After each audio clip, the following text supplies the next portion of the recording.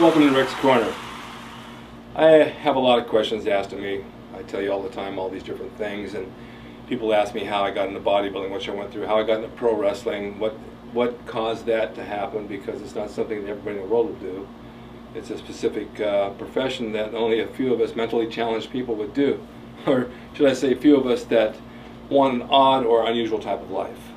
I had said that I was a guitarist and that I went into bodybuilding, but bodybuilding led me into many things. It led me into the movies, it led me into doing commercials, it opened a lot of doors for me talking to people, but it also opened the door to professional wrestling.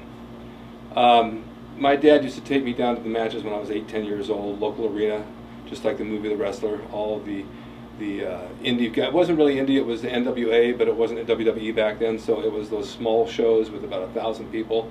And it was the old style guys with Freddie Blassie and all those guys, the great characters at that time that you don't see today.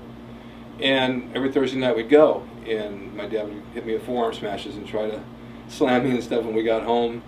And I never really thought much about doing it. I thought it was interesting and I had fun watching it, but I wasn't sure that it was something I'd want to do.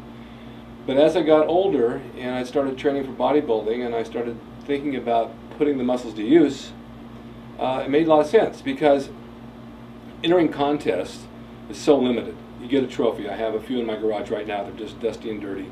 And I thought, all this effort for bodybuilding just to get up and pose in front of a few people who criticize you and they either like you or they don't like you or they find one body part wrong. I don't need this. I mean, what's it going to do for me? Nothing. Absolutely nothing. It cost me more money to do that and made nothing back in competing. So I thought, I'd go into the entertainment like I was with music, playing guitar, and I thought, well, I'll take it into the arena and learn how to wrestle.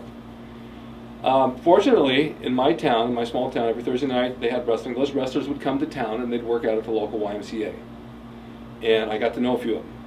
And most of them weren't in shape. They were thick and heavy looking, but they weren't muscular like me. Very few guys were back then. And I had mentioned the fact that I thought I'd like to get into pro wrestling, and they said, wow, you got a great body, you'd probably do really well with it, because what you sell out there is flesh, you're selling your looks. And I had hair, and I was a nice looking guy, and I said I need to be trained, and they said, yeah, there's no schools. They don't have schools like they do today. There was no such thing as a pro wrestling school. You had to get a wrestler that was seasoned, who would take the time, take you to a gym on mats, and show you how to wrestle. And there were no ropes. You had to learn how to wrestle. It wasn't jumping around off ropes and doing all these crazy moves they do today. You had to know how to shoot. Basically get in moves, take people down, stretch them out, lock them up, choke them out, whatever it took. Then you add the flamboyance to it with your character and your persona and make it bigger than life. So I had said, well, what do you suggest I do? And they said, well, in LA, in Los Angeles, Johnny Mae Young, who was the women's world champion, she was 40 years old back then, has a small little area up in the Olympic Auditorium where she trains a few girls. Go down and talk to her. Maybe she'll train you. Well, I thought, it's a great idea. I think I'll do that. And I'm used to driving back and forth to LA. It's about an hour and a half, 2 hour trip from Bakersfield when I lived there.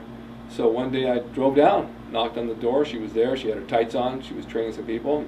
She gave me that look like, yeah, what do you want? And I said, I want to talk to you about training for wrestling. Same thing I get from people today. Man, I hope she didn't look at me like I was some sort of mark. And so she said, well, come on in. Talk to me for a minute.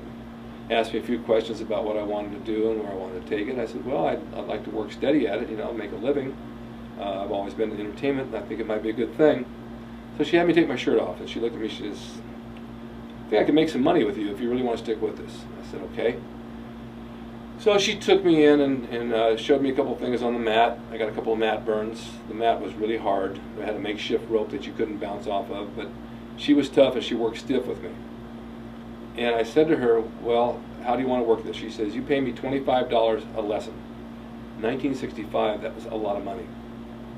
Plus I had to drive 2 hours either way from Bakersfield with gas. It added up. Come in 5 days a week and let's take it from there. So I did. I drove every day down to the Olympic Auditorium, whether it be 8 o'clock in the morning, sometimes it was 8 o'clock at night, depending on her schedule. Sometimes it was 10 o'clock at night, sometimes it was 2 in the afternoon, depending on what she wanted to do. And I started working out with a couple of guys and some girls, and I broke my nose, I landed on my head, I tore up my elbows, I did everything. And she taught me how to wrestle American style, Japanese style, and Mexican style, because that were the 3 main things that were going on at the time. After about 6 months, was really a short period of time to train, because nowadays they want 2 years. They booked me on Channel 5, and I had been watching the shows and trying to learn from that, and there was a wrestler in town that was the top heel by the name of Buddy Killer Austin. The guy was a big man, not a muscular man, but a big man with big head, eyes on the side of his head when he looked at you. He looked around you, big hands, skinny arms, big belly, but strong as an ox. And he was a good heel. And back then I wasn't quite sure what was real and what wasn't. But I know his matches were believable, and I really believed that he was just kicking the shit out of Pedro Morales. I mean, it looked devastating. So I said, oh, you're going to book me on Channel 5? She says, yeah. I said, who are you going to work with? And she says, you're going to work with our booker, Buddy Austin. I thought, oh my God, my biggest nightmare has come true. So she says, I'm going to call him in to see you. So she calls in Mr. Moto. She calls in Jules Strongbow, the promoter. She calls in Buddy Austin, and she calls in Freddie Blassie. All these guys in their Hawaiian shirts, because that's what they